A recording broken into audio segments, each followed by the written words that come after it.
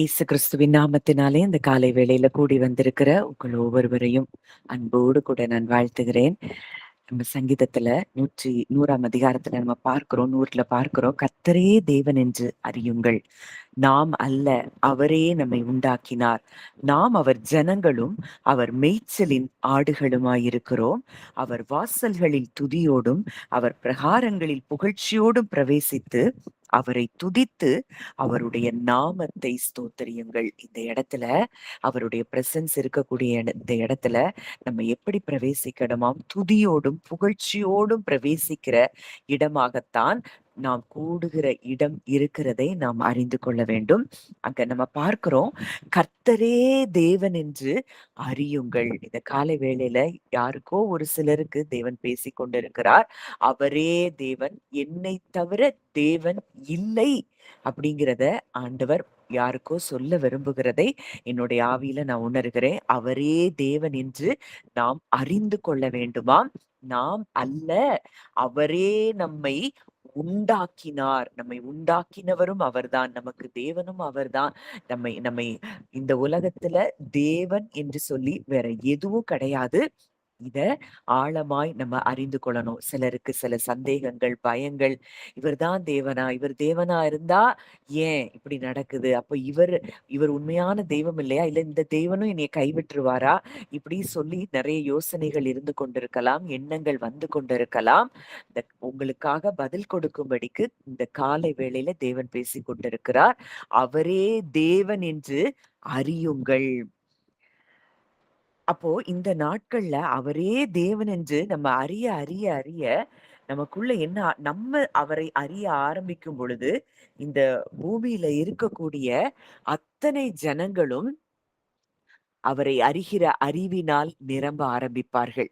இன்றைக்கு அவரை தேவன் என்று நாம் அறிந்து கொள்ள ஆரம்பிக்கும் பொழுது அவரை குறித்ததான அறிவை நாம் பெற்றுக்கொள்ள ஆரம்பிக்கும் பொழுது, இந்த நமக்குள்ளே நாம் பெற்ற இந்த அறிவு மற்றவர்களுக்கும் அது ஜீவனாய் கடந்து போகும் பொழுது நம்ம பார்க்கிறோம். ஏசாயா 11:9 என் பரிசுத்த பர்வதம் எங்கும் தீங்கு செய்வாரும் இல்லை, கேடு செய்வாரும் இல்லை. சமுத்திரம் ஜலத்தினால் நிறைந்திருக்கிறது போல பூமி கர்த்தரை அறிகிற அறிவினால் நிறைந்திருக்கும். இனி வரப்போகிற நாட்கள்ல நிச்சயமாய் நான் விசுவாசிக்கிறேன். இதுவரைக்கும் உலகம் கண்டிராத ஒரு மகிமை, உலகம் கண்டிராத தேவனை பற்றின அறிவு இந்த பூமியில இருக்கிற அத்தனை மனிதர்களுக்கும் உண்டாக போகிறதை நான் விசுவாசிக்கிறேன். அதனாலதான் இந்த காலை வேளையில ஒரு சிறு கூட்டமா இருந்தா கூட ஒவ்வொரு நாளும் இந்த வாஞ்சையையும் விருப்பத்தையும் தேவன் நமக்கு கொடுத்து அதிகால டைம் எல்லாம் உங்களுக்கு கன்வீனியன்ட்டா இல்லாம கூட இருக்கலாம். ஆனா கூட அவரை அறிகிற அறிவுல நான் வளரணும்னு சொல்லி ஒரு விருப்பத்தையும் வாஞ்சையும் உங்களுக்கு கொடுத்திருக்கிறார் என்றால் இந்த சிறு கூட்டங்கள் அங்கங்க இன்றைக்கு கூடுறாங்க. அவர் அறிகிற அறிவுல வளரும்படியாய் வாஞ்சையாய் கூடிக்கொண்டிருக்கிற இந்த மனிதர்கள் மூலமாய் தேவன் இன்றைக்கு பூமியை, உலகத்தை அவர் அசைக்க விரும்புகிறார். நம்மை கொண்டு பூமி முழுவதையும் கர்த்தரை அறிகிற அறிவினால் நிரப்பும்படிக்கு அவர் சித்தம் கொண்டிருக்கிறதை நான் நிச்சயமாக விசுவாசிக்கிறேன். அதுல பார்க்கிறோம், என் பரிசுத்த பர்வதம் எங்கும் தீங்கு செய்வாரும் இல்லை, கேடு செய்வாரும் இல்லை. அவர் அறிகிற அறிவுல நிரம்ப நிரம்ப நிரம்ப இந்த பூமியில தீங்கு நடக்காது, கேடு நடக்காது. இன்னைக்கு நாம் ஏற்கனவே சியோன் பர்வதத்துக்கு நம்ம வந்து சேர்ந்திருக்கிறோம். சியோன் மலைக்கு, ஜீவனுள்ள தேவனுடைய நகரமாகிய பரம எருசலேமிடத்திற்கு இன்றைக்கு நம்ம வந்து சேர்ந்திருக்கிறோம். இன்றைக்கு வந்து சேர்ந்திருக்கிற நாம் இன்னமும் ஆழமாய் அவரை அறிய அறிய அறிய அறிய இந்த பூமியில பரலோகத்தின் வாழ்வை நம்ம இனி வரும் நாட்கள்ல நிச்சயமா நம்ம பார்ப்போம். முதலாவது இந்த காலகட்டங்கள்ல நம்மள அதுக்காக தான் தேவன் என்ன செய்கிறார்? ட்ரெயின் பண்ணிட்டு இருக்கிறாரு. நிறைய காரியங்களை நமக்கு கற்றுக் கொடுத்து கொண்டு இருக்கிறார். நிறைய காரியங்களை நம்ம நம்ம நம்ம அறிவுல இருந்ததெல்லாம் நம்ம உணரும்படிக்கு தேவன் கிரியை செய்து கொண்டிருக்கிறார் என்பதை நான் நிச்சயமாய் விசுவாசிக்கிறேன். இன்றைக்கு அவரே தேவன் என்று நாம் முதலாவது அறிந்து கொள்ள வேண்டும். இன்னைக்கு என்ன சந்தேகம் இருந்தாலும், பயம் இருந்தாலும், நானே கர்த்தர், வேறொருவர் இல்லை, என்னை தவிர வேறொரு தேவன் இல்லை அப்படின்னு சொல்லி அங்க அங்க தேவன் சொல்லுகிறத பார்க்கிறோம். இன்னும் இதற்கு மேல அந்த தேவனே சொல்றாரு, என்னை தவிர ஒருவரும் இல்லை என்று சூரியன் உதிக்கிற திசையிலும் அது அஸ்தமிக்கிற திசையிலும் அறியப்படும்படிக்கு. என்னை தவிர வேறே தேவன் கிடையாது என்பதை நம் தேவன் மறுபடியும் மறுபடியும் நீங்க ஏசாயால வாசித்து பார்க்கலாம். எத்தனையோ இடங்கள்ல அவர் அத சொல்லிட்டே இருக்கிறார். என்னை தவிர வேறே தேவன் இல்லை. என்னை தவிர வேறே தேவன் இல்லை. அது மாதிரி சமுத்திரம் ஜலத்தினால் நிறைந்திருக்கிறது போல பூமி கர்த்தரை அறிகிற அறிவினால் நிறைந்திருக்கும். பூமி கர்த்தருடைய மகிமையை அறிகிற அறிவினால் நிறைந்திருக்கும் அப்படிங்கிற வார்த்தைகளையும் நம்ம சில இடங்கள்ல தொடர்ந்து பார்க்கிறோம் வேதத்துல. அப்போ இனி வருகிற நாட்கள்ல பூமி முழுவதும் அவரை அறிகிற அறிவுக்கு உள்ளாக தேவன் கொண்டு வருகிறதை நாம் அறிந்து கொள்ளுகிறோம். அது அது எப்படி நம்ம அறிந்து கொள்ளுகிறோம்னா, இப்ப நம்ம அறிய ஆரம்பிச்சிருக்கிறோம். நம்ம எல்லாரும் இங்க இருக்கிற எல்லாருமே வேற வேற டினாமினேஷன், சிஎஸ்ஐல இருந்து இருக்கிறீங்க, ஆர்சில இருந்து இருக்கிறீங்க, ஏஜில இருந்து இருக்கிறீங்க. ஒவ்வொரு டினாமினேஷன்ல இருந்து தான் இந்த இடத்துல நம்ம கூடி வந்திருக்கிறோம். இன்றைக்கு இந்த வேற்றுமைகள் எதுவும் இல்லாத ஒரு ஒரு சபை, ஒரு குட்டி ஒரு ஒரு சபையாக நம்ம இந்த இடத்துல நம்ம கூடி வந்திருக்கிறோம். இன்றைக்கு நமக்கு எந்த எந்த ஒரு ஒரு ஒரு சபை டினாமினேஷன்ங்கிறது நமக்கு கிடையாது. நம்ம ஆவிக்குரியவர்களாய், தேவனுடைய பிள்ளைகளாய் இந்த இடத்துல கிறிஸ்துவின் உடன் சகோதரர்களாய், சகோதரிகளாய், தேவனுடைய வீட்டாராய் இந்த இடத்துல கூடி வந்திருக்கிறோம். நமக்கு எந்த வேறுபாடும் கிடையாது.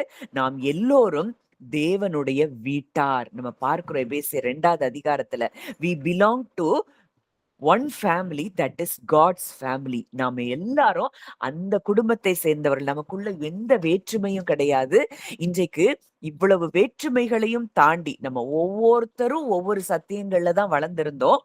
ஆனா இன்றைக்கு இந்த சத்தியங்களுக்கெல்லாம் அப்பாற்பட்டு அவரை அறிகிற இந்த சத்தியங்கள்னு சொல்ல முடியாது. அதுல பல காரியங்கள் அது தவறாய் புரிந்து கொண்ட காரியங்கள். ஆனா இது எல்லாவற்றுக்கும் அப்பாற்பட்டு இன்றைக்கு அவரை அறிகிற அறிவுல நம்ம நிரம்பும்படிக்கு நம்ம ஒன்று சேர்த்திருக்கிறதே இன்றைக்கு இந்த வசனம் நிறைவேறுகிறதற்கான ஒரு அடையாளமாகத்தான் நான் பார்க்கிறேன். பூமி கர்த்தரை அறிகிற அறிவினால் நிரம்பும் ஒரு அடையாளமாகத்தான் இந்த இடத்துல டினாமினேஷனை தாண்டி, வேற்றுமைகளை தாண்டி எல்லோரும் ஒரு குடும்பமாய் இந்த இடத்துல நம்ம கூடி வந்திருக்கிறோம். இன்றைக்கு பெரிய காரியங்களை நம் மூலமாய் செய்யும்படிக்கு, உலகத்தை கலக்கும்படிக்கு, பூமியை கர்த்தரை அறிகிற அறிவினால் நிரப்பும்படிக்கு தேவன் நம்மை தெரிந்தெடுத்திருக்கிறார்.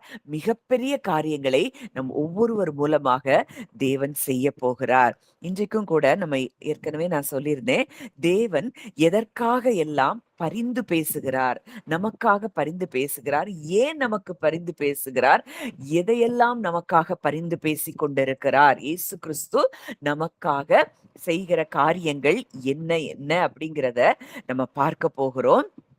வாசிக்கலாம். ரோமர் 8ஆம் அதிகாரம் 34ஆம் வசனம். ஆக்கினைக்குள்ளாக தீர்க்கிறவன் யார்? கிறிஸ்துவே மரித்தவர், அவரே எழுந்தும் இருக்கிறவர், அவரே தேவனுடைய வலது பாரிசத்திலும் இருக்கிறவர், நமக்காக வேண்டுதல் செய்கிறவரும் அவரே. நமக்காக அவர் வலது பாரிசத்தில், தேவனுடைய வலது பாரிசத்தில் இருந்து நமக்காக அவர் வேண்டுதல் செய்து கொண்டிருக்கிறாராம். நமக்காக ஜீவனை கொடுத்தவர் இன்றைக்கு நமக்காக ஜெபித்து கொண்டிருக்கிறார், வேண்டுதல் செய்து கொண்டிருக்கிறார். இது ஏதோ என்ன காரியத்தை வெளிப்படுத்துது அப்படின்னா, ஏதோ நமக்கு ஆசீர்வாதத்தை அவர் கொடுக்க விருப்பம் இல்லாம அவர் பிதா இருக்கிறது போலவோ அப்படியெல்லாம் இல்ல. அவருடைய அன்பு எப்பொழுதும் நம்ம மேல ஆக்டிவா செயல்பட்டு கொண்டிருக்கிறதை இந்த வசனம் வெளிப்படுத்துகிறது. அவர் 2000 வருஷத்துக்கு முன்பதாக இந்த பூமிக்கு வந்து மரித்து உயிர்த்தெழுந்து இன்றைக்கு 2026ஆம் வருஷம் பிப்ரவரி 23ஆம் தேதி இன்றைக்கு ஆகிறது. இன்றைக்கு வரைக்கும் அவர் நமக்காக ஆக்டிவா செயல்பட்டு நமக்காக வேண்டுதல் செய்து கொண்டிருக்கிறார் என்றால், இன்றைக்கு நீங்களும் நானும் எவ்வளவு பெரிய ஒரு ஒரு ப்ரொடெக்ஷனுக்குள்ள நம்ம இருப்போம், எவ்வளவு பெரிய சிலாக்கியத்தை நம்ம பெற்றிருக்கிறோம் என்பதை நம்ம அறிந்து கொள்ளணும். அதனால இன்னைக்கு ஒரு நாள் கூட உங்களுக்கு சந்தேகம் வரக்கூடாது. தேவன் என்னை நினைத்து கொண்டிருக்கிறாரா? அப்படிங்கிற சந்தேகம் ஒரு நாளும் எழும்பக்கூடாது. இன்றைக்கு வரைக்கும், இந்த நிமிஷம் வரைக்கும் ஒவ்வொரு நொடி பொழுதும் நமக்காக ஆக்டிவா இயேசு கிறிஸ்து செயல்பட்டு கொண்டிருக்கிறதை நாம் அறிந்து கொள்ள வேண்டும். எபிரேயர் 7ஆம் அதிகாரம் 25ஆம் வசனத்துல ஒரு காரியம் சொல்லப்பட்டிருக்கிறது. எபிரேயர் 7:25. மேலும் தமது மூலமாய் தேவனிடத்தில் சேருகிறவர்களுக்காக வேண்டுதல் செய்யும்படிக்கு அவர் எப்பொழுதும் உயிரோடு இருக்கிறவர் ஆகையால் அவர்களை முற்றுமுடிய ரட்சிக்கிறவராயிருக்கிறார். நமக்காக வேண்டுதல் செய்யும்படிக்கு அவர் எப்பொழுதும் உயிரோடு இருக்கிறார். இன்னைக்கு நம்ம எத்தனையோ பேர்கிட்ட ஜெபிக்க சொல்லுவோம், அவங்க எல்லாம் மறந்துடலாம். ஆனா இவரோ எப்பொழுதும் நமக்காக வேண்டுதல் செய்யும்படிக்கு அவர் எப்படி இருக்கிறாராம்? உயிரோடு இருக்கிற தேவனாய் இருக்கிறார். நம்முடைய எந்த காரியத்தையும் அவர் மறந்து விடுகிறவர் அல்ல. நம்மள ரட்சிப்பு மட்டும் நமக்கு கொடுத்துட்டு நம்மள அதுக்கப்புறம் மறந்து விடுகிற தேவன் அல்ல. நம்மள மீட்டு எடுத்ததோடு அவர் நிக்காம நம்முடைய வாழ்க்கையில ஒவ்வொரு செகண்டும் முழு ஈடுபாடோட நம்முடைய வாழ்க்கையில அவர் கிரியை செய்து கொண்டிருக்கிறார். நம்ம இதனால பயப்பட தேவையே இல்ல அப்படிங்கிறதற்கு இது இந்த வசனம் மிகப்பெரிய ஒரு உதாரணமா இருக்கிறத நம்ம பார்க்கிறோம். ஒவ்வொரு நொடி பொழுது உங்க பேரை சொல்லி அங்கே அவர் என்ன செய்கிறார்? ஆக்டிவா ஜெபித்துக் கொண்டிருக்கிறார், வேண்டுதல் செய்து கொண்டிருக்கிறார். இந்த உலகத்துல இருக்கிற மனிதர்கள், ஊழியர்கள் யாருனாலோ உங்களுடைய ஜெப குறிப்புகளை அவர்கள் மறந்துடலாம். ஆனா உங்களுக்காக வேண்டுதல் செய்கிறவர்,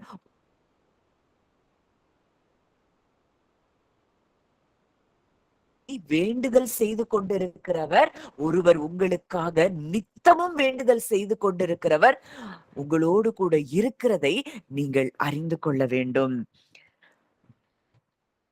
அப்போ இன்றைக்கு அவர் எப்படியெல்லாம் நமக்காக பரிந்து பேசிக் கொண்டிருக்கிறார் அப்படிங்கிறத நம்ம பார்க்கிறோம். நமது பிரதான ஆசாரியராய் அவர் என்ன செய்கிறார்? நமக்காக பரிந்து பேசிக் கொண்டிருக்கார். நிறைய காரியங்களை இன்றைக்கு நம்ம தியானிக்க போகிறோம். உங்களுடைய இருதயம் இன்றைக்கு ஒரு மிகப்பெரிய ஒரு ரெஸ்ட்டுக்குள்ள வரும்படிக்கு தேவன் விரும்புகிறார். எபிரேயர் 4ஆம் அதிகாரம் 14 முதல் 16ஆம் வசனங்கள் வரைக்கும் நான் வாசிக்கிறேன். எபிரேயர் 4:14 முதல் 16. வானங்களின் வழியாய் பரலோகத்திற்கு போன தேவகுமாரனாகிய இயேசு என்னும் மகா பிரதான ஆசாரியன் நமக்கு இருக்கிறபடியினால் நாம் பண்ணின அறிக்கையை உறுதியாய் பற்றி கொண்டிருக்க கடவோம். நம்முடைய பலவீனங்களை குறித்து பரிதபிக்க கூடாத பிரதான ஆசாரியர் நமக்கு இராமல் எல்லா விதத்திலும் நம்மை போல சோதிக்கப்பட்டும் பாவமில்லாதவராய் இருக்கிற பிரதான ஆசாரியரே நமக்கு இருக்கிறார். ஆதலால் நாம் இரக்கத்தை பெறவும் ஏற்ற சமயத்தில் சகாயம் செய்யும் கிருபையை அடையவும் தைரியமாய் கிருபாசன தண்டையில் சேரக்கடவோம்.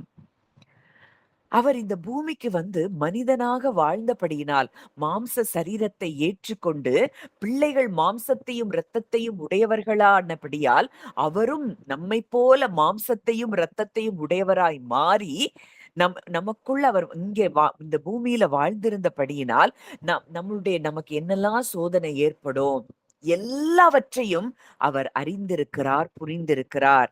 நம்முடைய பலவீனங்களை குறித்து பரிதபிக்க கூடாத பிரதான ஆசாரியர் நமக்கு இல்லை. நம்முடைய பலவீனம் நம்மள ஒரு நாளும் அவரை விட்டு பிரிக்காது. இன்னைக்கு ஏதோ ஒரு சின்னதா உங்க எண்ணங்கள்ல ஒரு ஒரு தேவையில்லாத எண்ணங்கள் தோன்றி இருக்கலாம். தேவையில்லாத காரியத்தை நீங்க செய்திருக்கலாம். இந்த பலவீனங்களை அவர் அறிந்திருக்கிறார். உங்களுடைய பலவீனங்களை குறித்து பரிதபிக்க கூடாத பிரதான ஆசாரியர் இல்ல. அவர் தாமே சோதிக்கப்பட்டு பாடுபட்டதினாலே அவர் சோதிக்கப்படுகிறார்.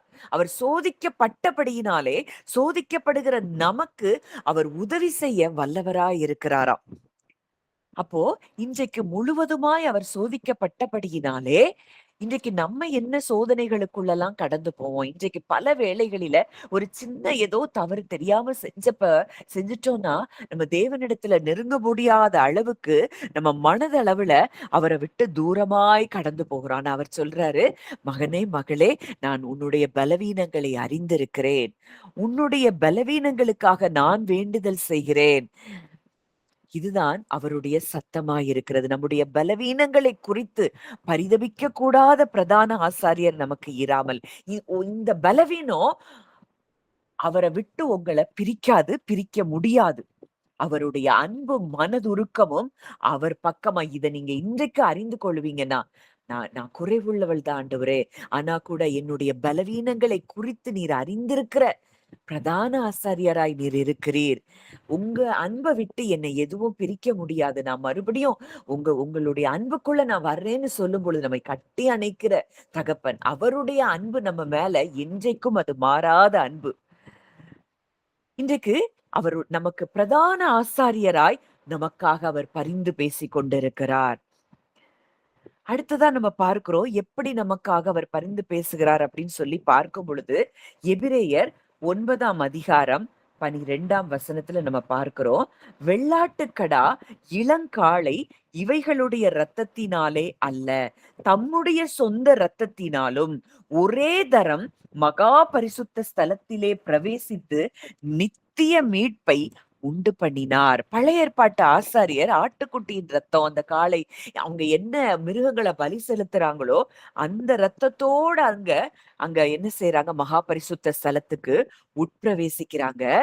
இன்றைக்கு நம்முடைய மூத்த சகோதரனாகிய இயேசு கிறிஸ்து நமக்காக தம்முடைய சொந்த இரத்தத்தை எடுத்துக்கொண்டு பரலோகத்தில் இருக்கிற அந்த மகா பரிசுத்த ஸ்தலத்துக்குள் அவர் பிரவேசித்திருக்கிறார். இது உடன்படிக்கை.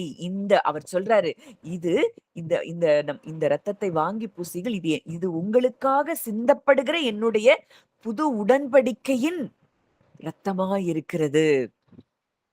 இதுல ஒரு ஒரு கவனன்ட் அவர் எஸ்டாப்ளிஷ் பண்ணியிருக்கிறாரு. என்ன கவனன்ட்? நான் உங்க அக்கிரமங்களையும் உங்க பாவங்களையும் இனி நினைக்க மாட்டேன். இதுதான் உடன்படிக்கை. அவருடைய இரத்தத்தினால் ஆகிய உடன்படிக்கை. தன்னுடைய சொந்த இரத்தத்தை சமர்ப்பித்து கொடுத்து நமக்காக அவர் பரிந்து பேசிக் கொண்டிருக்கிறார். அந்த ரத்தம் நமக்காக பேசிக்கொண்டே இருக்கிறதாம்.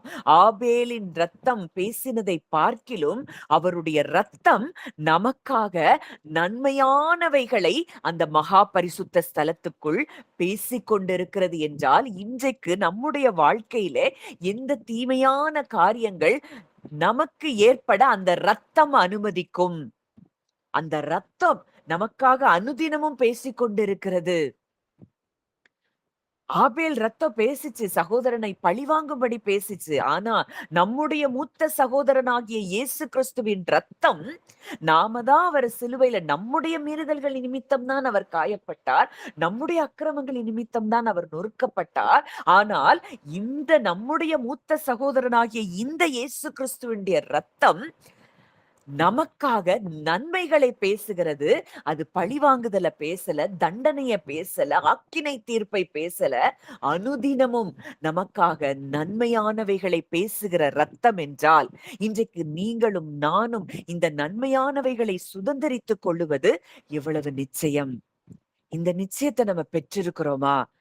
இல்ல உலகத்துல வாழ்கிற மனிதர்களைப் போல நாமும் அந்த அந்த உலகத்துல சொல்லப்படுகிற காரியங்கள், ரிப்போர்ட்ஸ் சொல்லுகிற காரியங்கள், இத மீடியா சொல்ற காரியம், இத பார்த்துட்டு பயந்து உட்கார்ந்து கொண்டு இருக்கிறோமா? அவருடைய ரத்தத்துக்கு இருக்கிற வல்லமையை விட இதுக்கெல்லாம் வல்லமை பெரிதா? நம்ம யோசித்து பார்க்க வேண்டிய இடத்தில் இருக்கிறோம். இன்றைக்கு அவர் பரிந்து பேசுகிறார். அவருடைய இரத்தத்தின் மூலமாக நமக்காக அங்க பரிசுத்த ஸ்தலத்துக்குள் பிரவேசித்து பரிந்து பேசிக் கொண்டிருக்கிறார். பிரதான ஆசாரியராய் அவர் நமக்காக பரிந்து பேசிக் கொண்டிருக்கிறார். இன்றைக்கு இயேசு கிறிஸ்து மரித்து உயிர்த்தெழுந்து பரமேறின பிறகு இந்த பரிசுத்த ஆவியானவர் நமக்குள் ஊற்றப்பட்டிருக்கிறபடியினால், இந்த பரிசுத்த ஆவியானவரும் நமக்காக பரிந்து பேசிக் கொண்டிருக்கிறாராம். ரோமர் 8ஆம் அதிகாரம் 26ஆம் 27ஆம் வசனத்துல நம்ம பார்க்கிறோம். ரோமர் 8, 26, 27 நான் வாசிக்கிறேன். அந்தப்படியே ஆவியானவரும் நமது பலவீனங்களில் நமக்கு உதவி செய்கிறார். நாம் ஏற்றபடி வேண்டிக் கொள்ள வேண்டியது இன்னதென்று அறியாமல் இருக்கிறபடியினால் ஆவியானவர் தாமே வாக்குக்கடங்காத பெருமூச்சுகளோடு நமக்காக வேண்டுதல் செய்கிறார்.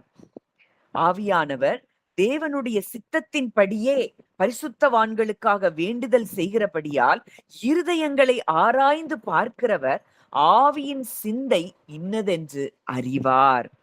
இன்றைக்கு இயேசு பரலோகத்துல நமக்காக பரிந்து பேசிக் கொண்டிருக்கிறார். பரிசுத்த ஆவியானவர் நம் இருதயத்துக்குள் இருந்து அவர் பரிந்து பேசிக் கொண்டிருக்கிறார்.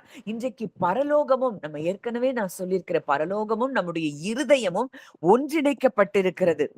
இன்றைக்கு இவ்வளோ பெரிய ஒரு புரொடெக்ஷனுக்குள்ள நம்ம சூழ்ந்திருக்கிறோம் அப்படின்னா, இன்றைக்கு நீங்க அறிந்து கொள்ள வேண்டிய காரியங்கள், உங்களுடைய போராட்டங்களில நீங்கள் தனிமையாய் அல்ல. உங்களுடைய ஃபெய்த் ஒரு நாளும் அது சரிந்து போக முடியாது. உங்களுடைய தோல்விகள் அது இறுதி அல்ல. உங்களுடைய ரட்சிப்பு அது மிகப்பெரிய ஒரு புரொடெக்ஷனுக்குள்ள இருக்கிறத நீங்க அறிந்து கொள்ளணும். நீங்க தைரியமா தேவனிடத்துல செல்ல முடியும். உங்களுக்கு ஒரு நாள் கூட குற்ற மனசாட்சிக்குள்ள நீங்க போக வேண்டிய அவசியம் இல்லை. நீங்க தேவனிடத்துல நெருங்க நெருங்க நெருங்க நீங்க அவருடைய இரத்தத்தினால் கழுவி சுத்திகரிக்கப்படுகிறதை நீங்க உணர உணர உணர கிறிஸ்துவின் சாயலை நாம் பிரதிபலிக்கிறவர்களாய் மாற ஆரம்பிப்போம். நீங்க பாவிங்கிற மனப்பான்மையில எப்பொழுதும் இருந்து கொண்டு இருக்கும் பொழுது ஒரு நாளும் இந்த வாழ்க்கையை நாம் அனுபவிக்க முடியாது. அதனாலதான் எபிரேயர்ல பார்க்கிறோம், நாம் இரக்கத்தை பெறவும் ஏற்ற சமயத்தில் சகாயம் செய்யும் கிருபையை அடையவும் தைரியமாய் கிருபாசன தண்டையில் சேர கடவோம். பழைய ஏற்பாட்டுல நீங்க வாசித்து பாத்தீங்கன்னா, பிரதான ஆசாரியர் நான் வாசிக்கிற அந்த வசனத்தை யாத்ராகமம் 28ஆம் அதிகாரம் 29ஆம் வசனம். யாத்ராகமம் 28, 29.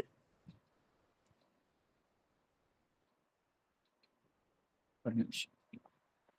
ஆரோன் பரிசுத்த ஸ்தலத்திற்குள் பிரவேசிக்கும் பொழுது இஸ்ரவேல் புத்திரரின் நாமங்களை தன் இருதயத்தின் மேல் இருக்கும் நியாய விதி மார்பதக்கத்திலே கர்த்தருடைய சந்நிதானத்தில் ஞாபக குறியாய் எப்பொழுதும் தரித்து கொள்ள கடவன்.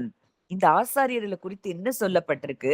பரிசுத்த ஸ்தலத்துக்குள்ள பிரவேசிக்கும் போது அந்த கோத்திர பிதாக்கள் இஸ்ரவேல் புத்திரர்களுடைய அந்த கோத்திரங்களை அந்த ரெப்ரசன்ட் பண்ணுகிற அவர்களுடைய நாமங்களை அந்த பிரஸ்ட் பிளேட்ல அவங்க என்ன செய்வாங்களாம், அந்த மார்பதக்கத்துல அவங்க என்ன செஞ்சிருப்பாங்களாம், அத ஞாபக குறியா வைத்திருப்பாங்களாம். அதுக்கு ஒவ்வொன்னுக்கும் ஒவ்வொரு ஸ்டோன் இருக்கும். நீங்க அந்த பிரஸ்ட் பிளேட் பாத்தீங்கன்னா தெரியும். நீங்க கூகுள் பண்ணி பாருங்க. அந்த ஹை பிரீஸ்ட் அவங்களுடைய பிரஸ்ட் பிளேட்ல எப்படி அந்த ஒவ்வொரு கோத்திரத்தையும் ரெப்ரசன்ட் பண்ணி தேவனுக்கு முன்பாக அவர்கள் நிற்கிறார்கள் என்பதை நீங்கள் பார்க்க முடியும்.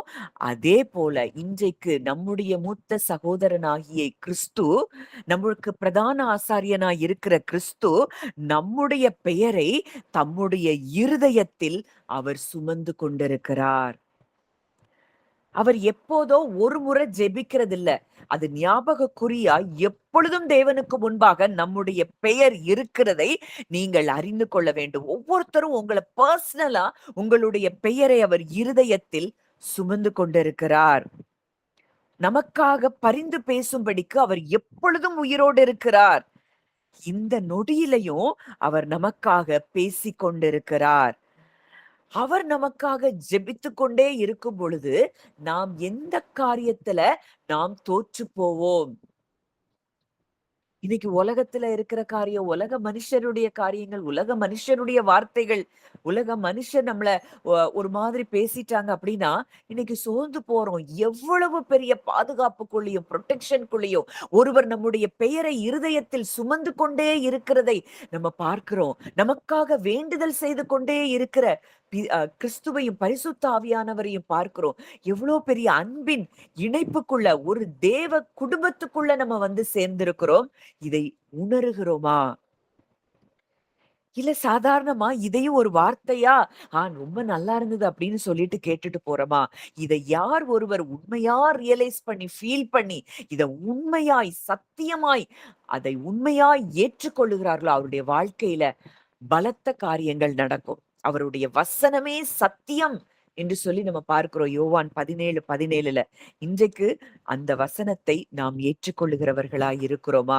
அந்த வசனத்தை ஏற்றுக்கொண்டு நாம் உணர்வடைகிறவர்களாய் இருக்கிறோமா? அப்போ இன்றைக்கு நமக்காக அவர் எதற்கெல்லாம் பரிந்து பேசுகிறவராய் இருக்கிறார்.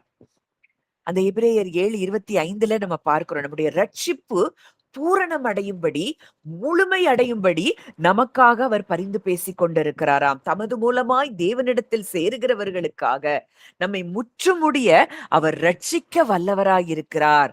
ஏசாயா 33:6ல பார்க்கிறோம். பூரண ரட்சிப்பும், ஞானமும், அறிவும் முன்காலத்தின் உறுதியாயிருக்கும். கர்த்தருக்கு பயப்படுதலே அதன் பொக்கிஷம். இன்றைக்கு நம்முடைய ரட்சிப்பு பாதுகாக்கப்பட்டதாய் பூரணமாக இருப்பதற்காக அவர் நித்தமும் ஜெபித்துக் கொண்டிருக்கிறார்னா, இன்னைக்கு நீங்க ஜெபிக்கிறதுனால இல்ல, அவர் ஜெபிக்கிறதுனால தான் இன்றைக்கு ஒவ்வொரு நாளும் என்ன போராட்டங்கள், பிரச்சனைகள் வந்தாலும் அது எல்லாத்தையும் மேற்கொண்டு நம்ம இந்த இடத்துல கூடி வந்து அவரையே நோக்கி பார்த்து கொண்டிருக்கிறோம். நம்முடைய இரட்சகர் இன்றைக்கு உயிரோடு கூட இருக்கிறபடியினால் நம்முடைய ரட்சிப்பு அது பலவீனமானது அல்ல. ஒருவன் பாவம் செய்வானானால் எதற்காக அடுத்ததுக்கு ஜெபிக்கிறார்? 1 யோவான் 2:1ல பார்க்கிறோம். நீதிபரராய் இருக்கிற இயேசு கிறிஸ்து நமக்காக பிதாவினிடத்தில் பரிந்து பேசுகிறவராய் இருக்கிறார். அட்வொகேட், பரிந்து பேசுகிறவர் அப்படின்னு அட்வொகேட்ங்கிறது தான் அதனுடைய அர்த்தம். பல வேளைகள்ல சாத்தான் நம்முடைய இருதயத்தை அவன் குற்றச்சாட்டி கொண்டிருக்கிறான். அந்த காலத்துல நீ அப்படி செஞ்ச, இது உங்க மூதாதையர் செஞ்சாங்க, இப்படியெல்லாம் அதனால உன் வாழ்க்கையில இப்படி இருக்கும், இப்படி நடக்கும். நீ செஞ்ச பாவம் உன் பிள்ளைகளை இப்படி பிடிக்கும். இப்படியெல்லாம் உங்க இருதயத்திலேயே குற்றச்சாட்டி கொண்டிருப்பான். உன்னை புரியணும். நீங்க பாவம் செய்யும்போது செஞ்சிருந்த பாவங்களுக்காகவும் அவர் அவர் அக்கிரமங்களையும் பாவங்களையும் நினைக்கவே மாட்டேன்ட்டாரு.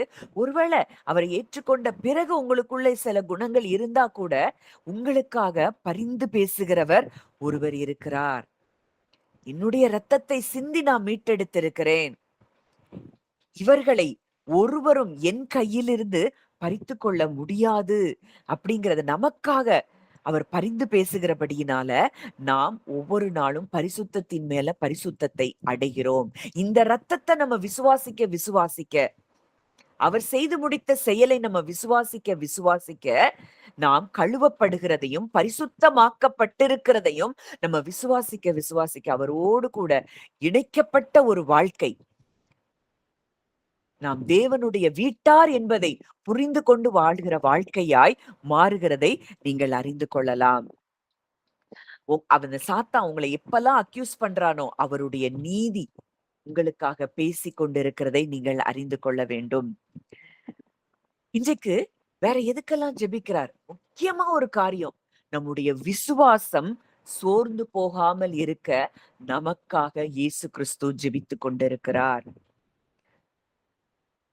அங்க சிலுவைக்கு முன்பாக போகிறதற்கு முன்பாக அங்க இயேசு சொல்ற வார்த்தை லூக்கா 22 31 32ல நம்ம பார்க்கிறோம். லூக்கா 22 31 32ல பின்னும் கர்த்தர், சீமோனே சீமோனே, இதோ கோதுமையை சுளகினால் புடைக்கிறது போல சாத்தான் உங்களை புடைக்கிறதற்கு உத்தரவு கேட்டுக்கொண்டான். நானோ உன் விசுவாசம் ஒளிந்து போகாதபடிக்கு உனக்காக வேண்டிக் கொண்டேன். நீ குணப்பட்ட பின்பு உன் சகோதரரை ஸ்திரப்படுத்து. அன்றைக்கு அந்த சாத்தான் வேண்டிக் கொண்டதற்கு இயேசு கிறிஸ்து அங்க அனுமதி கொடுத்த காரணம், அவன் முற்றிலுமாய் அவனை ஜெயம் எடுக்கல. அவன் பூமியை ஆளுகை செய்து கொண்டிருந்தான்.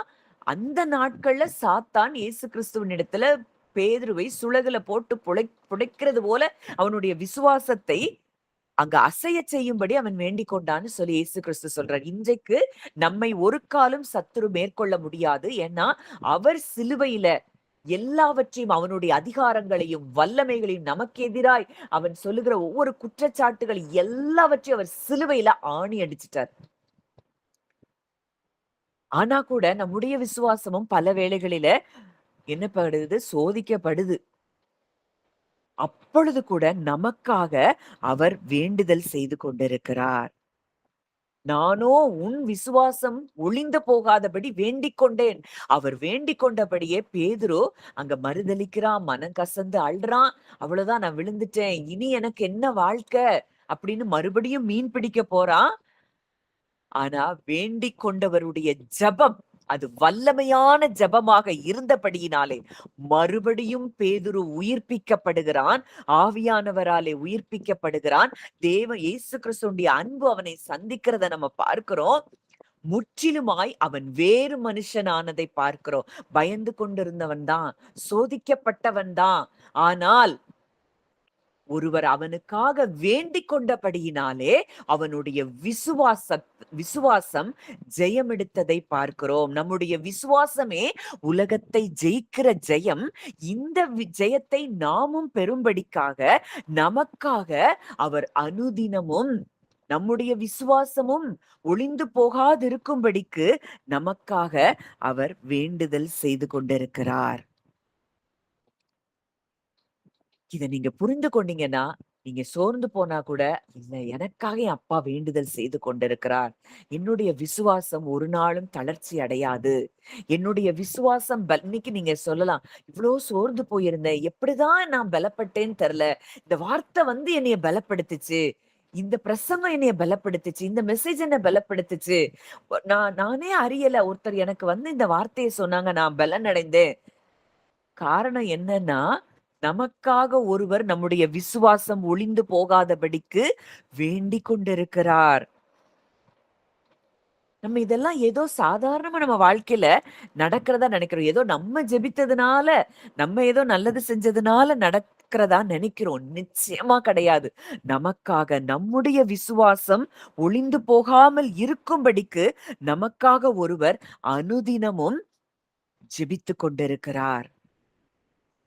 இத நீங்க உணர்ந்தீங்கன்னா, இந்த வீட்டுக்குள்ள நம்ம வந்துட்டோம். இந்த குடும்பத்துக்குள்ள வந்துட்டோம். நாம் தேவனுடைய வீட்டார்.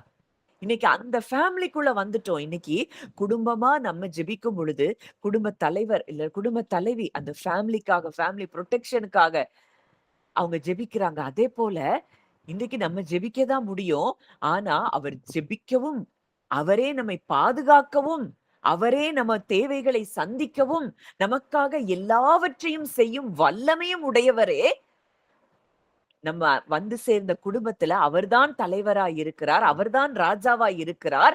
அவரே நமக்காக வேண்டுதல் செய்து கொண்டிருக்கிறார்னா, இன்றைக்கு நாம் எதைப் பற்றி கவலைப்பட வேண்டும்? அதனாலதான் சொல்றாரு, உங்களுக்கு என்ன தேவைங்கிறத உங்க அப்பா அறிந்திருக்கிறார். நீங்க கவலைப்படாம இருங்க. நீங்க தேவனுடைய வீட்டுக்குள்ள வந்து சேர்ந்துட்டீங்க. இன்னைக்கு ஒரு ஒரு அப்பா மிகப்பெரிய ஒரு பணக்காரரா இருக்கிறாரு. அந்த பிள்ளை சாப்பாட்டுக்கோ, இல்ல எதிர்காலத்த குறிச்சோ, இல்ல தன்னுடைய எந்த செலவுகள குறிச்சோ கவலைப்படுமா? நிச்சயமா கவலைப்படாது. நம்முடைய தகப்பன் இந்த உலகத்தையே படைத்தவர். வெள்ளி அவருக்குரியது, பொன் அவருக்குரியது. அவ அவ அவர்கிட்ட இல்லாத ஐஸ்வர்யம் என்று எதுவும் கிடையாது. இன்னைக்கு அந்த குடும்பத்துக்குள்ள நீங்க வந்திருக்கிறீங்க. அவர் இன்றைக்கு உங்களுக்கு அப்பாவா இருக்கிறார்னா, இன்னைக்கு எந்த குறைவுல நம்ம இருக்க முடியும்? அதனாலதான் பவுல் சொல்றாரு, நீங்கள் ஒன்றை குறித்தும் கவலைப்படாமல், எல்லாவற்றையும் குறித்த உங்கள் விண்ணப்பங்களே ஸ்தோத்திரத்தோடு கூடிய ஜெபத்தினாலும், வேண்டுதலினாலும் தேவனுக்கு தெரியப்படுத்துங்கள். அப்பா அந்த குடும்பத்துக்குள்ள நீங்க வந்துட்டீங்க. அவருக்கு சொல்லுங்க. ஸ்தோத்திரம் அப்பா, நீங்க தேவைய சந்திச்சுட்டீங்க. அப்பா நீங்க எனக்கு கொடுத்துட்டீங்க. இத சொல்லுங்க. அவர் பார்த்துக் கொள்ளுவாரு. ஸ்தோத்திரம் பண்ணிருங்க. நன்றி சொல்லுங்க. கிடைக்கிறதுக்கு முன்னதாகவே. ஏன்னா அவர் உங்க அப்பா. உங்களுக்கு என்ன தேவை? அத அவர் அறிந்திருக்கிறார். நீங்க சொல்லுவதற்கு முன்பதாகவே உங்கள் தேவை என்னதென்பதை அவர் அறிந்திருக்கிறார். காரணம் என்னன்னா, அவர் நமக்கு அப்பாவா இருக்கிறார். இந்த குடும்பத்துக்குள்ள நீங்களும் நானும் வந்து சேர்ந்திருக்கிறோம். எவ்வளவு பெரிய சிலாக்கியத்தை நாம் பெற்றிருக்கிறோம் என்பதை நீங்கள் அறிந்து கொள்ள வேண்டும். அப்போ இந்த யோவான்ல 17வது அதிகாரத்துல பல ஜெபங்கள் அவர் நமக்காக ஏறெடுக்கிறார். அதாவது சிலுவைக்கு போகும் முன்பதாகவே இப்போ இருக்கிற நமக்கு வரைக்கும் அவர் ஜெபங்களை அந்த யோவான் 17ஆம் அதிகாரத்துல அவர் ஏறெடுத்திருக்கிறார்.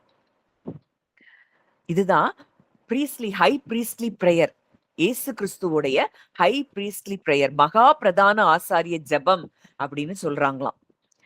இயேசு நமக்காக எவ்வளவு தூரம் பிதாவின் இடத்துல உருக்கமாய் பரிந்து பேசினார் அப்படிங்கிறத தான் யோவான் 17ல நம்ம பார்க்கிறோம்.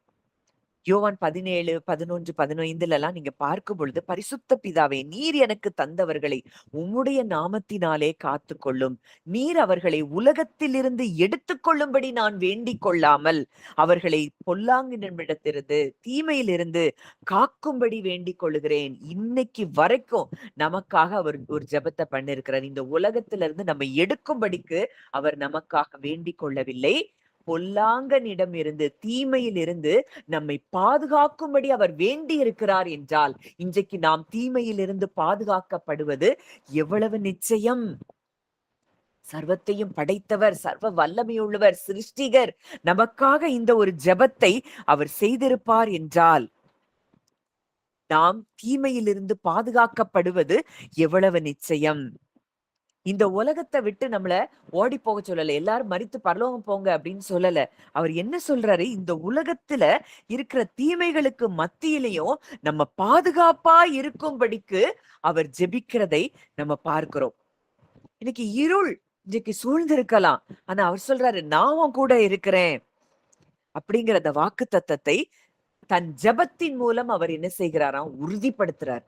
நான் உன் கூட இருக்கிறேன். நான் உனக்கு ஜெபித்து இருக்கிறேன். இந்த தீமை உன்னை அணுகாது. அவர் ஜெபித்த பிறகு அந்த ஜெபம் எவ்வளவு பவர்ஃபுல்லா இருக்கும். அடுத்தது நம்முடைய சந்தோஷத்துக்காக அவர் பரிந்து பேசுகிறாராம். நான் வாசிக்கிறேன். யோவான் 17ஆம் அதிகாரம் 13ஆம் வசனம். இப்பொழுது நான் உம்மிடத்திற்கு வருகிறேன். அவர்கள் என் சந்தோஷத்தை நிறைவாய் அடையும்படி உலகத்தில் இருக்கையில் இவைகளை சொல்லுகிறேன். நம்ம சந்தோஷம் நிறைவாய் இருக்கும்படி இத பேசுறேன்னு சொல்றாரு. பரலோகம் தர்ற மாறாத அந்த சந்தோஷம், அத நம்ம பெற்றுக்கொள்ளணும்னு சொல்லி அவர் விரும்புகிறத பார்க்கிறோம். தேவனுடைய ராஜ்யம் நீதியும் சமாதானமும் பரிசுத்த ஆவியினால் உண்டாகும் சந்தோஷம். இன்னைக்கு நம்முடைய சூழ்நிலை எப்படி இருந்தாலும் அந்த இயேசு கிறிஸ்துவினுடைய சந்தோஷம் நமக்குள் இருந்து ஊற்றாய் பாயும்படிக்கு அவர் நமக்காக ஜெபித்து கொண்டிருக்கிறார், ஜெபித்திருக்கிறார். இந்த சந்தோஷத்தை தான் சீஷர்கள் அனுபவித்தாங்க. ஆதி அப்போஸ்தலர்கள், சீஷர்கள் சந்தோஷத்தினாலும் பரிசுத்த ஆவியினாலும் நிரப்பப்பட்டார்கள். சுத்தி அவங்களுக்கு எதிரிடையாய் பரிசேயர்கள் எழும்புனாங்க, சதுசேயர் எழும்பினார்கள், ரோமர்கள் எழும்பினாங்க. எல்லாரும் எழும்பினப்ப கூட இவங்க சந்தோஷத்தை கெடுக்க எதாலும் முடியல. எந்த வல்லமையாலும், எந்த மனிதர்களாலும், எந்த சூழ்நிலையாலும் முடியல. காரணம், எங்களை தீங்கிலிருந்து பாதுகாக்கிற ஒருவர் எங்களுக்காக ஜெபித்துக் கொண்டிருக்கிறார். நாங்கள் எதை குறித்தும் பயப்பட வேண்டியதில்லை என்கிற ஆழமான உணர்வு பூர்வமான ஒரு நம்பிக்கையும் விசுவாசத்தையும் அவர்கள் பெற்றிருந்தார்கள். அடுத்ததா நம்முடைய பரிசுத்தத்திலே நாம் வளரும்படிக்கு யோவான் 17ஆம் அதிகாரம் 17ஆம் வசனத்துல, உம்முடைய சத்தியத்தினாலே அவர்களை பரிசுத்தமாக்கும். இன்னைக்கு நம்ம இவ்வளவு தூரம் வளர்ந்திருக்கிறோம். நம்ம ஏதோ நம்ம வளர்ந்துட்டோங்கிறது இல்ல. அவர் ஒரு ஜெபத்தை பண்ணியிருக்கிறாரு நமக்காக. என்ன பண்ணியிருக்கிறாரு? உம்முடைய சத்தியத்தினாலே அவர்களை பரிசுத்தமாக்கும். உம்முடைய வசனமே சத்தியம். நம்ம ஆவிக்குரிய வாழ்க்கையில வளரும்படிக்கு, தேவனுடைய வசனத்தால கழுவப்பட்டு நம்ம மாற்றம் அடையும்படிக்கு அவர் நமக்காக ஜெபிக்கிறார், ஜெபித்திருக்கிறார். அந்த வசனம் அப்படிங்கிற அந்த வாட்டர், அந்த தண்ணீரினால நம்ம அனுதினமும் சுத்திகரிக்கப்பட வேண்டும் என்பதுதான் அவர் விருப்பமா இருக்கிறது. அதற்காக அவர் நமக்காக என்ன செய்திருக்கிறாராம்? ஜெபித்திருக்கிறார். இன்றைக்கு நம்முடைய ஒற்றுமை, இன்னைக்கு இந்த இடத்துல நம்ம எல்லாரும் கூடி வந்திருக்கிறோம். நமக்குள்ள எல்லாருக்குள்ளயும் இந்த ஒரு மனமும் அன்பும் இருக்கும்படிக்கு அவர் வேண்டி இருக்கிறார். 17ஆம் அதிகாரம் யோவான் 17:21 நம்ம பார்க்கிறோம். அவர்கள் எல்லாரும் ஒன்றாய் இருக்கவும். பிதாவே, நீர் என்னை அனுப்பினதை உலகம் விசுவாசிக்கிறதற்காக நீர் என்னிலேயும் நான் உம்மிலேயும் இருக்கிறது போல அவர்கள் எல்லாரும் நம்மில் ஒன்றாய் இருக்கவும் வேண்டிக் கொள்ளுகிறோம். இன்றைக்கு அவர் தலையாய் இருக்கிறார், நாம் அவருடைய சரீரத்தின் அவயவங்களாய் இருக்கிறோம். ஒரு சரீரத்துல ஒரு அவயவம் பாடுபட்டா எல்லா அவயவங்களும் பாடுபடும். அதே போலதான் இன்றைக்கு நம்ம எல்லாரும் வேற வேற டினாமினேஷன் தான், வேற வேற கோட்பாடுகள்ல இருந்து நம்ம வந்தவங்க தான். ஆனா இந்த இடத்துல நம்ம ஒன்று சேர்ந்து இருக்கிறோம்னா அது அவருடைய ஒரு மிகப்பெரிய ஒரு செயலா இருக்கிறதை பார்க்கிறோம். அவருடைய ஜெபமா இருக்கிறத பார்க்கிறோம். இன்றைக்கு அவரை அறிகிற அறிவை பெற்ற நாம் இந்த இடத்துல நம்ம வந்து ஒன்று சேர்ந்து ஒரு மனதோடு இந்த இடத்துல கூடி இருக்கிறோம். இது என்னுடைய குடும்பம். இந்த காலையில நாங்க இந்த இடத்துல கூடுறோம்னா இது தேவனுடைய குடும்பம். நாங்க எல்லாரும் ஒரு குடும்பம் அப்படிங்கிற எண்ணங்கள் அந்த அந்த அந்த ஒன்னஸ்ல நம்ம வரும்படிக்கு நமக்காக இயேசு கிறிஸ்து ஜெபித்திருக்கிறார். அவர்கள் எல்லாரும் ஒன்றாய் இருக்கவும் நீங்க என்ன என் கூட இருக்கிறீங்க, நான் உங்க கூட உம்மில் இருக்கிறேன். அது போல அவங்க எல்லாரும் நம்மள ஒன்றாய் இருக்க வேண்டும் என்று சொல்லி அவர் வேண்டி இருக்கிறார். அவர் வேண்டினபடினாலதான் இன்றைக்கு எல்லா விதத்திலும் மதங்களுக்கு அப்பாற்பட்டு, டினாமினேஷனுக்கு அப்பாற்பட்டு நம்ம இந்த இடத்துல ஒன்று சேர்ந்திருக்கிறோம். நம்ம கிட்ட எந்த ஒரு ஒரு ஒரு கோட்பாடுகளும் கிடையாது. இப்படிதான் அவரை அறிகிற அறிவுல நம்ம ஒவ்வொரு நாளும் வளர்ந்து கொண்டிருக்கிறோம். சங்கீதம் 133 பார்க்கிறோம், சகோதரர் ஒருமித்து வாசம் பண்ணுவது எத்தனை நன்மையும் எத்தனை இன்பமுமானது. நம்ம ஒருமித்து வாசம் பண்ணுவதுதான் இன்பமானதா. இந்த இடத்துல ஒரு பெரிய ஒரு பாதுகாப்பு தேவன் நமக்கு வைத்திருக்கிறார். அந்த ஒருமித்து கூடுகிற இடத்துல ஆசீர்வாதமும் ஜீவனும் கட்டளையிடப்படுகிறதாம். சங்கீதம் 133 நீங்க வாசித்து பார்த்தேன்னா அங்கே தேவன் என்றென்றைக்கும் ஆசீர்வாதத்தின் ஜீவனை அவர் என்ன செய்கிறாராம், தருகிறாராம். இந்த ஒரு மனதோட இன்னைக்கு நீங்க ஒவ்வொருவருக்கா இங்க கூடி வருகிற உங்களுடைய தனிப்பட்ட ஜெபங்கள், இது நாங்க ஒரு குடும்பமா இந்த இடத்துல நாங்க கூடும்படிக்கு தேவனே நீர் கிருபை செய்திருக்கிற. இதுல நாங்க எல்லாரும் உமக்குள்ள வளரணும். உலகத்தை கலக்குகிறவர்களாய் நாங்க ஒவ்வொருவரும் மாறணும். நான் உண்மையா சொல்றேன், நான் காலையில எழும்பும் பொழுது இந்த பிரேயருக்கு வர்றதுக்கு முன்னாடி, ஆண்டவரே இது என்னுடைய குடும்பமாய் நீர் தந்திருக்கிறீங்க. நான் என் குடும்பத்துக்கு எப்படி பாதுகாப்புக்காக நான் ஜெபிக்கிறேனோ அதே போல எனக்கு தந்தவர்கள், எனக்கு தந்திருக்கிற குடும்பங்கள் பாதுகாப்புல இருக்கணும். உங்க ரத்தம் அனுதினமும் அவர்கள் மேல, அவங்க குடும்பங்கள் மேல தெளிக்கப்பட்டு கொண்டு இருக்கிறத நான் பேசுறேன். இதை ஜெபிச்சுட்டு தான் நான் அந்த இடத்திற்கு வருகிறேன். அதே போல நீங்களும் இந்த இடத்துல நான் இதெல்லாம் பேசணும்னு யோசிக்கல. நான் ஆவியானவர் இதை பேசும்படிக்கு வைக்கிறார். நீங்க ஒவ்வொரு நாளும் இந்த குடும்பத்துக்காக, உங்க குடும்பத்துக்காக நீங்க எப்படி ஜெபிக்கிறீங்களோ அதே போல இங்கே கூடி வருகிற ஒவ்வொருவருக்காகவும் நீங்க ஜெபிக்கும்படிக்கு அவங்க என்ன பிரச்சனைகளை சொல்றாங்க, என்ன பிரேயர் ரெக்வெஸ்ட் குடுக்குறாங்க, அத உங்க பிரேயர் உங்க ஃபேமிலில நீங்க எப்படி ஜெபிப்பீங்களோ அதே போல நீங்க ஜெபிக்க ஆரம்பிக்கும் பொழுது, அதாவது குறைவுல திருமணம் ஆகாத பிள்ளைகளுக்கு இந்த குடும்பங்கள்ல இருப்பாங்கன்னா அந்த திருமணங்களுக்காக ஜெபிங்க. பிள்ளைகளுடைய வேலைக்காக, குழந்தை பாக்கியங்களுக்காக, யாரெல்லாம் அந்த குடும்பத்துல இல்லையோ, எங்க குடும்பத்துல இல்லையோ அவர்களுக்காக நீங்க உண்மையா நீங்க ஜெபிக்க ஆரம்பிங்க. அது இன்னும் நமக்குள்ள அந்த பாண்டிங்க அது கூட்டுகிறதா இருக்கும். நம்ம அவருக்குள்ள இன்னமும் பலப்படுகிறவர்களாய் நாம் இருக்கிறதை நீங்க பார்க்க முடியும்.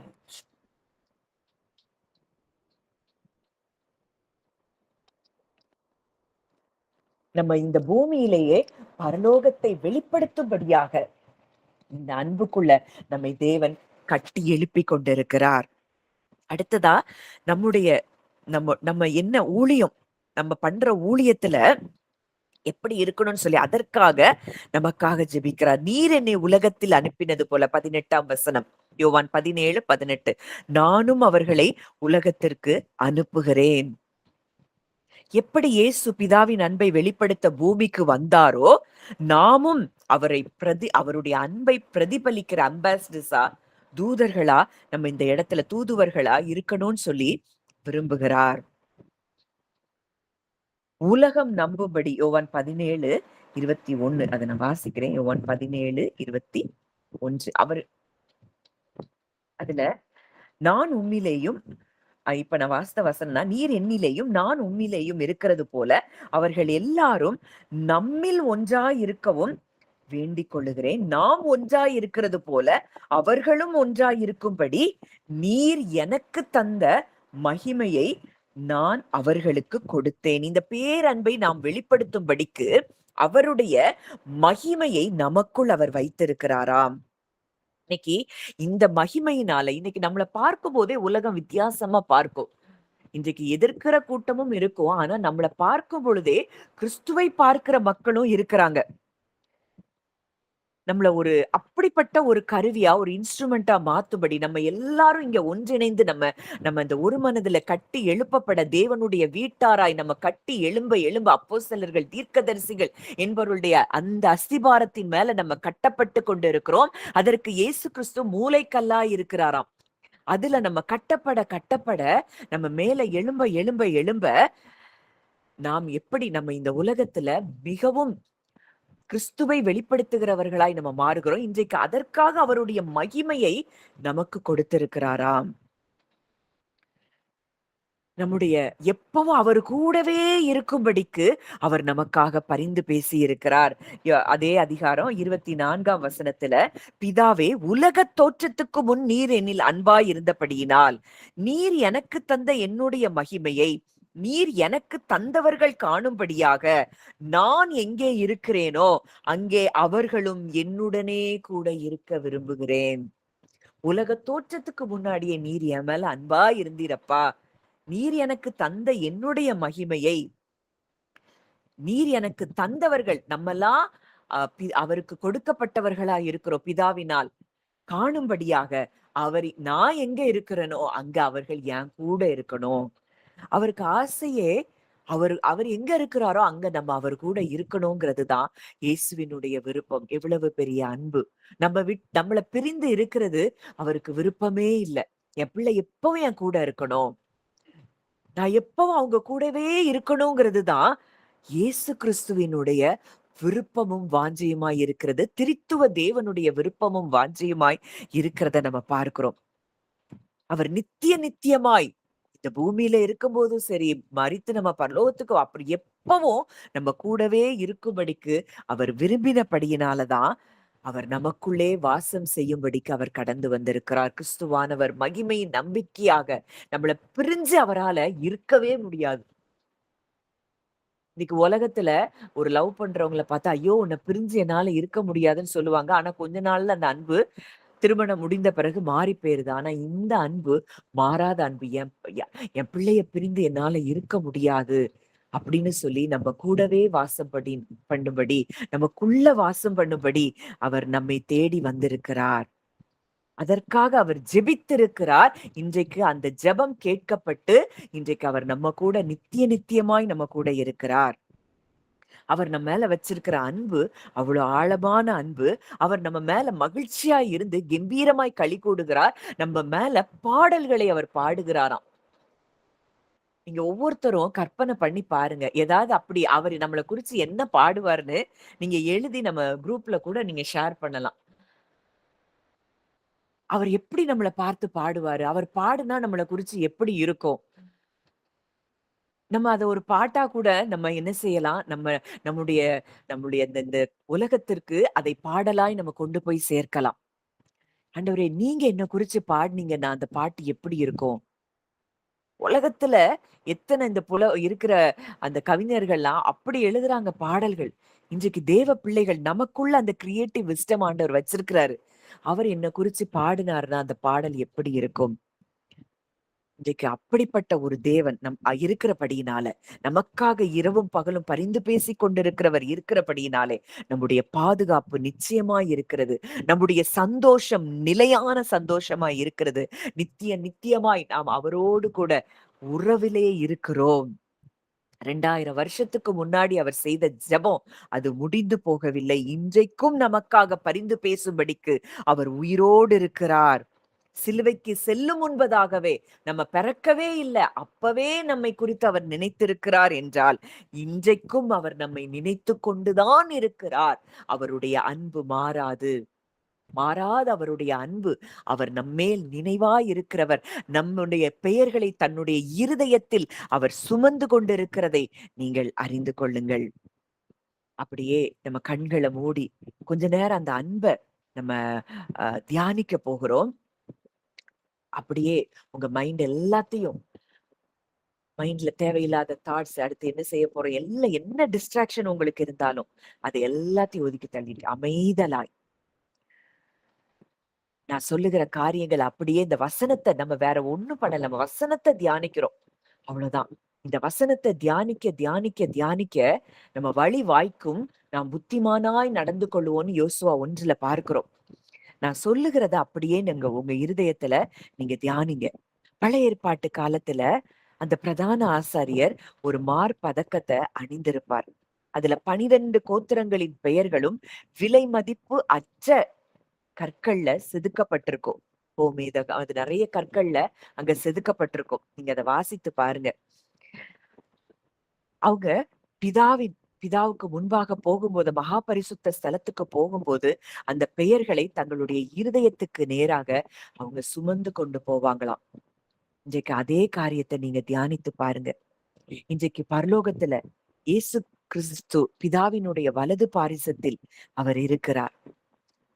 அவருடைய மார்பு பதக்கத்துல உங்க பெயர் ஒரு வைர கல்ல டைமண்ட்ல எழுதப்பட்டிருக்கிறத அப்படியே நீங்க பாருங்க. இந்த பிரதான ஆசாரியர் உங்களுடைய பெயரை அவருடைய இருதயத்தில் அவர் பதித்திருக்கிறதை அப்படியே நீங்க பாருங்க. உங்க பெயர், ஒவ்வொருவருடைய பெயரும் இதுல சில பேரை நீங்க பாருங்க. கீதா, உங்க பேர் அங்க பொறிக்கப்பட்டிருக்கிற அவருடைய இருதயத்துல, பரலோகத்துல பிதாவுக்கு முன்பாக உங்க பெயரை அவருடைய இருதயத்தில் அவர் பதித்திருக்கிறார். நீங்க வந்திருக்கிற ஒவ்வொருவருடைய பெயர் அங்க பதிக்கப்பட்டு நமக்காக அங்க பிதாவின் இடத்தில் அவர் பேசிக் கொண்டிருக்கிறார். அவர் ஏதோ கூட்டத்துக்காக பொது இந்த ஜனங்கள் எல்லாம் ஆசீர்வதிங்க அப்படிலாம் ஜோமனல. ஒவ்வொருத்தர் பெயரை சொல்லியும் அங்க என்ன செய்யறார்? ஜெபித்து கொண்டிருக்கிறார். பிதாவே, இது என் பிள்ளை, எனக்கு இவளுக்காக நான் ரத்தம் சிந்தி இருக்கிறேன் அப்படின்னு சொல்லி அவர் உங்களுக்காக ஜெபிக்கிறத நீங்க பாருங்க. நீங்க எவ்வளவு விசேஷமானவர்களா இருக்கிறீர்கள். அதனாலதான் அவர் சொல்றாரு, நீங்க எவ்வளவு ஆகாயத்து பட்சிகளை கவனிச்சு பாருங்க, அதை பார்க்கலும் நீங்கள் விசேஷமானவர்கள். இன்னைக்கு அதோடைய பெயரை அவர் நெஞ்சில பொறிச்சு அந்த பிதாவுக்கு முன்னாடி நிக்கல. இன்றைக்கு உங்களுடைய பெயரை இருதயத்தில் சுமந்தவராய் அந்த இடத்துல நின்று கொண்டிருக்கிறார்னா, இன்றைக்கு நீங்க எந்த குறைவுல இருக்க முடியும், எந்த கஷ்டம் உங்களை மேற்கொள்ள முடியும், எந்த சூழ்நிலை உங்களை மேற்கொள்ள முடியும்?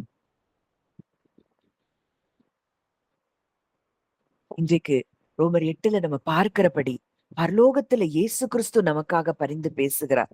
இன்றைக்கு பரிசுத்த ஆவியானவர் நம் இருதயத்துக்குள் இருந்து நமக்காக வேண்டுதல் செய்கிறார். பரலோகத்துல இருக்கிற இயேசு கிறிஸ்து நமக்காக ஒரு வார்த்தை சொல்றாரு. அந்த வார்த்தை நம்ம இருதயத்துல இருக்கிற பரிசுத்த ஆவியானவர்கிட்ட ஒரு எக்கோவா அது கடந்து வருது. நம்ம ஒரு பிரேயர் ரிங்குக்குள்ள இருக்கோம். ஒரு பக்கம் ஆவியானவர், ஒரு பக்கம் இயேசு கிறிஸ்து, ஒரு பக்கம் இயேசு கிறிஸ்துடைய கரத்துக்குள்ள இருக்கிறோம், ஒரு பக்கம் பிதாவினுடைய கரத்துக்குள்ள இருக்கிறோம். இன்றைக்கு நம்ம பலவீனமா நீங்க உணர்கிற ஒவ்வொரு தருணத்திலும் உங்களுக்கு என்ன ஜெபிக்கனே தெரியாதப்போ 2 தெய்வீகமான திருத்துவத்தின் 2 தெய்வம், அந்த தெய்வீக நபர்கள், 2 தெய்வன் இல்ல, ஒரே தேவன், அந்த ஒன்னஸ் தான் தேவன் நம்ம சொல்றோம். இந்த 2 தெய்வீக நபர்கள் உங்களுக்காக அவங்க பேசிக் கொண்டிருக்கிறாங்க.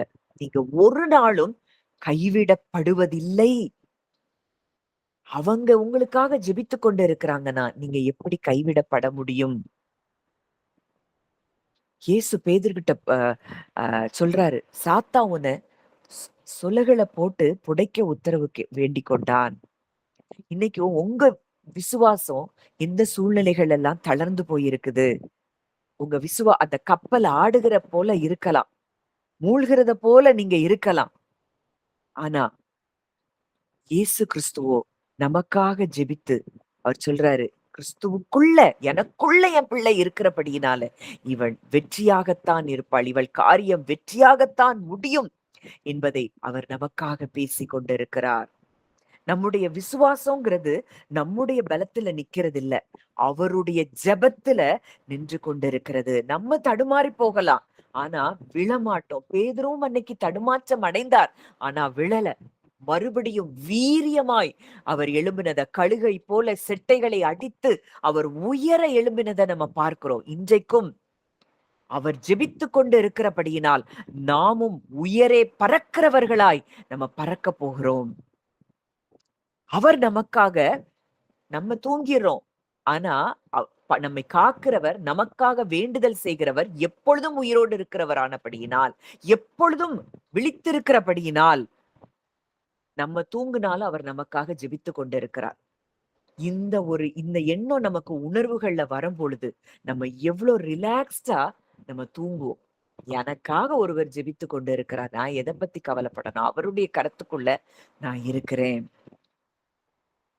நம்ம நைட்டு படுக்கிறதுக்கு போகிறதுக்கு முன்னாடி இந்த காரியங்கள் எல்லாவற்றையும் நீங்க தினந்தோறும் நீங்க தியானிங்க. உங்களுடைய இருதயம் ஒவ்வொரு முறை துடிக்கும் பொழுதும் நீங்க உங்களுக்கு அதை நினைப்பூட்டணும். இப்பொழுதும் இயேசு எனக்காக பேசிக் கொண்டிருக்கிறார். அந்த ஒரு வார்த்தை நீங்க படுக்க போகும்போது உங்க உங்க உங்களுக்கு ஒரு ஒரு பீஸ்ஃபுல்லான ஒரு தூக்கத்தை கொடுக்கும். பயங்கள் எல்லாம் நீங்கி போகும். உங்களுக்காக நீங்க தூங்கும் போது வேண்டுதல் செய்கிற ஒரு நல்ல ஒரு சகோதரன் எனக்கு இருக்கிறார். பரிசுத்தாவியானவர் இருக்கிறார். அவருடைய கரங்களுக்குள்ள நாங்க இருக்கிறோம். அவருடைய கரங்களுக்குள்ள என்னுடைய குடும்பம் இருக்கிறது.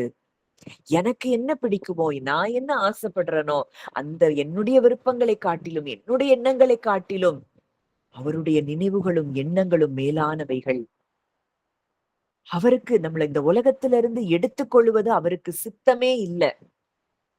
அவர் நமக்காக அதற்காகவும் பரிந்து பேசி இருக்கிறதை நீங்கள் அனுதினமும் உணர உணர உணர பயங்கள் விலகி ஒரு பெரிய ஒரு ரெஸ்டோரேஷனுக்குள்ள தேவன் உங்களை கொண்டு வருகிறதை நீங்கள் நிச்சயமாய் காண்பீர்கள். நல்ல தகப்பனே, நன்றியோடு உம்மை துதிக்கிறோம், ஸ்தோத்தரிக்கிறோம் அப்பா. இன்றைக்கு மிகப்பெரிய ஒரு விலையேற பெற்ற சத்தியத்தை எங்களுக்கு நீங்க கற்றுக் கொடுத்திருக்கிறீங்கப்பா. நன்றி செலுத்துகிறோம்.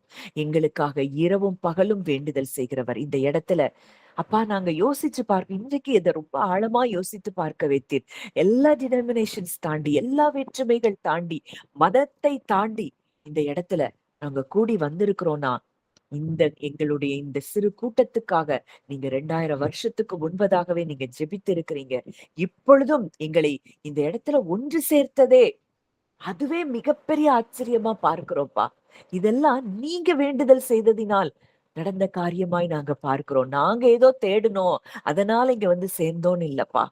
இதை எல்லாவற்றையும் செய்தவர் நீர். இந்த ஒரு மனதின் இடத்துல நாங்க கூடி வந்திருக்கிற இந்த வேளையில பரிசுத்தாவியானவர் அளவில்லாமல் ஒவ்வொருவருக்குள்ளேயும் செயல்படுகிறதையும் ஊற்றப்படுகிறதையும் நான் பார்க்கிறேன் தகப்பனே. இங்கே ஆசீர்வாதத்தையும் ஜீவனையும் நீர் கட்டவிழ்க்கிறதை நான் பார்க்கிறேன் அப்பா. எங்கள் குடும்பங்கள், இது எங்க குடும்பம். இந்த குடும்பத்துல ஆசீர்வாதங்களும் நன்மைகளும் ஆபிரகாமின் ஆசீர்வாதங்களும் நிறைவாய் நீர் கட்டவிழ்க்கிறீர் அப்பா. நன்றி செலுத்துகிறோம். உடைய கரங்களிலே எங்களை தாழ்த்தி ஒப்பு கொடுக்கிறோம். காத்துக்கொள்ளும், வழி நடத்தும். இயேசுவின் மூலம் கேட்கிறோம் ஜீவனுள்ள நல்ல பிதாவே. ஆமென்.